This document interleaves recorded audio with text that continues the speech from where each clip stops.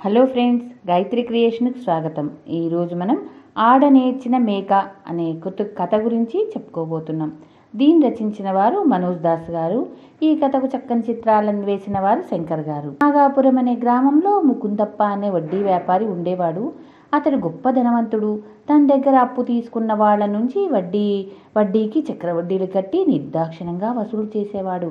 ఆ కారణంగా తప్పనిసరి అయి అతని దగ్గర అప్పు తీసుకున్న వాళ్ళెందరో కొంపాగోడు కూడా పోగొట్టుకొని బికారీలు అయిపోయారు. క్రమంగా వడ్డీ వ్యాపారి ముకుందప్ప అంటే గ్రామంలో అందరికీ ద్వేషం కలిగింది. ఇది గ్రహించిన ముకుందప్ప ఇక అక్కడ ఉండడం క్షేమం కాదని దాపులో ఉన్న ఒక పెద్ద జమీందారీ గ్రామానికి తరలి వెళ్ళి అక్కడ వడ్డీ వ్యాపారం ప్రారంభించాడు. అయితే వెళ్లే ముందు నాగాపురంలో అప్పులు తీర్చలేని వాళ్ళ ఇళ్ళు కొన్ని అతడు జప్తు చేయించి ఇంటికి వేలంపాట పెట్టించాడు. ఆ డబ్బు వసూలు చేసి తెచ్చేందుకు అతడు తన కొడుకైన భూపతి అనేవాడిని పంపాడు. భూపతికి తాను చాలా తెలివైన వాడనని అపారమైన అపోహ ఉండేది. అతడు మిత్రులతోనూ ఎరిగిన వాళ్ళతోనూ తను గొప్ప తెలివిగల వాడని అంటూ ఉండేవాడు. కానీ ముకుందప్పకు మాత్రం తన కొడుకు తెలివితేటల్లో అంత నమ్మకం లేదు. భూపతి నాగపురం వెళ్ళి ఒక వారం రోజుల పాటు ఉండి వేలం పాడిన డబ్బంతా వసూలు చేశాడు. అతడు తిరిగి స్వగ్రామం బయలుదేరే సమయాన అతడికి తండ్రి నుంచి ఒక కబురు ఒకటి వచ్చింది. నాగపురంలో ఇతర చోట్ల కన్నా శ్రేష్టమైన మేకలు దొరుకుతాయి కనుక డబ్బుకు వెనకాడక ఎంత ఖరీదు అయినా పెట్టి ఒక మేకను కొనుక్కొని రమ్మన్నాడు ముకుందప్ప. భూపతి పశువుల సంతకు వెళ్ళాడు. మామూలుగా మేక విలువ 5-6 రూపాయలు ఉంటుంది. భూపతి ఒక వ్యాపారి దగ్గరకు పోయి అతడి దగ్గర ఉన్న మేకల్లో ఒకదాన్ని చూపి ఖరీదెంత అని అడిగాడు. వ్యాపారి 10 రూపాయలు అన్నాడు. ఇది అన్నింటికన్నా మంచి శ్రేష్టమైన మేకేనా అని ప్రశ్నించాడు భూపతి వ్యాపారిని. వ్యాపారి ఆ ప్రశ్నకు అయిష్టంగా ముఖం పెట్టి భూపతికేసి పరీక్షగా ఒకసారి చూసి, నేను సంతకు తెచ్చిన మేకలన్నీ మంచివే, అయితే ఇంతకన్నా మంచివి కావాలంటే కోయదర మరిడయ్య దగ్గరికి పో అన్నాడు. ఎవరా మరిడయ్య, ఎక్కడుంటాడు అన్నాడు భూపతి. వాడు సంతకు పక్కనే ఉన్న ఒక చిన్న పొలం దగ్గర గుడారం వేసుకొని మేకల వ్యాపారం చేస్తూ ఉంటాడు. వాడిని చాలామంది మంత్రాల మరిడయ్య అని పిలుస్తారు. వాడి కోయ వేషం చూసి నువ్వు తేలిగ్గా గుర్తుపట్టవచ్చు అన్నాడు వ్యాపారి. భూపతి వెతుక్కుంటూ కోయవాడి దగ్గరకు పోయి తాను వచ్చిన పని చెప్పాడు. మరిడయ్య అతడితో, నా దగ్గర ఆడ నేర్చిన మేక ఒకటి ఉంది, నువ్వు దాన్ని చూడదలిస్తే 20 రూపాయలు ఇవ్వాలి అన్నాడు. భూపతికి ఈ ఆడ నేర్చిన మేకను చూడాలన్న కుతూహలం కలిగింది. అతడు కోయవాడికి 20 రూపాయలు ఇచ్చి మేకను చూశాడు. ఆ మేక వాడు మీద నడవగలదు, నిలువుగా గడకర్ర మీద ఎత్తిపోగలదు.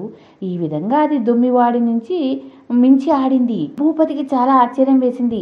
అతడు కోయవాడిని, దీన్ని ఎంత కమ్మదలిచావు అని అడిగాడు. నేను అమ్మదలిస్తే మాత్రం 1000 రూపాయలకు తక్కువన అమ్మను అన్నాడు కోయవాడు. నేను ఎక్కడా వినలేదే, మేక ఖరీదు 1000 రూపాయలా అన్నాడు భూపతి మరింత ఆశ్చర్యంగా. దీనికే ఇంత ఆశ్చర్యపోతున్నావు, నా పాడే మేక ఖరీదు వింటే మరింతగా ఆశ్చర్యపోతావో అన్నాడు కోయవాడు కోపంగా. పాడే మేకనా? నీ దగ్గర పాడ నేర్చిన మేక ఉన్నదని చెప్పలేదు కదా, ఈ మాట నమ్మదగిందేనా అన్నాడు భూపతి కళ్ళింత చేసి. అలాంటి మేక నా దగ్గర ఉన్న మాట నిజం. ఒకవేళ నువ్వు దాని పాట వినదలిస్తే 100 రూపాయలు చెల్లించవలసి ఉంటుంది, ఇష్టమేనా అన్నాడు కోయవాడు. భూపతి ఆ మొత్తం ఇవ్వడానికి ఒప్పుకున్నాడు. కోయవాడు గుడారంలోనికి పోయి ఒక మేకను తెచ్చి దాన్ని పాడమన్నాడు. మేక మనిషిలా పాడమే కాక ఆ పాడడం కూడా చాలా శ్రావ్యంగా పాడింది. భూపతి పాట విని ఎంతగానో ఆశ్చర్యం చెందాడు. దీని ఖరీదెంత అని అడిగాడు భూపతి. 5000 రూపాయలు అన్నాడు కోయవాడు. 5000? నా దగ్గర ఉన్న మొత్తమే అంతా అన్నాడు భూపతి విచారంగా. అయితే మాత్రమే పాడే మేకల్ని నువ్వెన్ని చూశావు? ఇంకొక సంగతి, దీని ఖరీదు నా దగ్గరున్న పాడే మేక ఆడే మేక కూడా నేర్చిన మేకల కన్నా చాలా తక్కువ అన్నాడు కోయవాడు. దాన్ని చూడొచ్చా అన్నాడు భూపతి. తప్పక చూడొచ్చు, అందుకు 200 ఇవ్వవలసి ఉంటుంది అన్నాడు కోయవాడు. భూపతి అందుకు ఒప్పుకున్నాడు. కోయవాడు గుడారంలోనికి పోయి మరొక మేకను తెచ్చాడు. దానికి రంగురంగుల దుస్తులు కట్టి ఉన్నాయి. అది 2 కాళ్ల మీద నాట్యం చేస్తూ ఇంపుగా పాడింది. ఇంతకంటే అద్భుతం మరొకటి ఉండదనుకున్నాడు భూపతి. దీన్ని ఎంత కమ్మదలుచుకున్నావు అని అడిగాడు భూపతి. 10,000, అంతకు తక్కువ అయితే అమ్మను అన్నాడు కోయవాడు. అది చాలా ఎక్కువ అన్నాడు భూపతి. అదేం కాదు, దీన్ని ఇతరుల దగ్గర ఆడించి పాడించి వాళ్ళ నుంచి నేను ఇప్పుడే ఎంతో సంపాదించి డబ్బు కూడబెట్టినాను, నువ్వు కూడా సంపాదించవచ్చు అన్నాడు కోయవాడు. భూపతి ఆలోచనలో పడ్డాడు. తన తండ్రికి ఇలాంటి విచిత్రమైన మేకలున్నావని తెలిసి కొనమని తనను కబురు పెట్టాడా అన్న అనుమానం కూడా అతనికి కలిగింది. ఒకవేళ అలా కాకపోయినా ఈ అపురూపమైన మేకను చూసి ఆయన పరమానందం చెందగలడు. దీన్ని పాట నాట్య ప్రదర్శన ద్వారా ప్రజల నుంచి చాలా ధనం సంపాదించవచ్చు. ఇలా ఆలోచించి భూపతి కోయవాడితో బేరమాడి దాన్ని 8,000 రూపాయలకు కొన్నాడు. ఇప్పుడు అతని దగ్గర ఒక్క చిల్లి గవ్వ కూడా లేదు. అతడు తన గ్రామం చేరేందుకు బాడుగ బండి కోసం ప్రయత్నం చేశాడు. కానీ అతన్ని వెంట ఉన్న మేకను చూసి బండివాళ్ళు బాడుగలో ముందే సగం ఇవ్వాలని పట్టుబట్టారు. భూపతికి ఎటూ పాలుపోలేదు. గ్రామంలో ఎవరినైనా డబ్బు అప్పు అడుగుదామనుకున్నాడు. అయితే గ్రామంలో అందరికీ తన దగ్గర చాలా పెద్ద మొత్తంలో డబ్బున్నట్టు తెలుసు. వాళ్ళకు ఆ డబ్బుతో పాటు ఆ పాట ఆట నేర్పిన మేకను కొన్నానని చెప్పడం భూపతికి ఇష్టం లేదు. ఇక చేసేది లేక భూపతి మేక మెడ తాడు పట్టుకుని లాగుతూ కాలినడకన బయలుదేరాడు. అతడు ఆకలి వల్ల బడలిక వల్ల నీరసించిపోయి గ్రామం చేరి తండ్రితో ప్రపంచంలో మరెక్కడా లేని అద్భుతమైన మేకను కొని తెచ్చాను అన్నాడు. ముకుందప్ప అలాగా అని మేకకేసి పరీక్షగా చూస్తూ, రేపు విందుకు జమీందారును దివాన్ను కూడా ఆహ్వానించాను. మాంసం రుచి ఎలా ఉంటుందో చూస్తే గాని నీవనే అద్భుతం సంగతి తెలియదు అన్నాడు.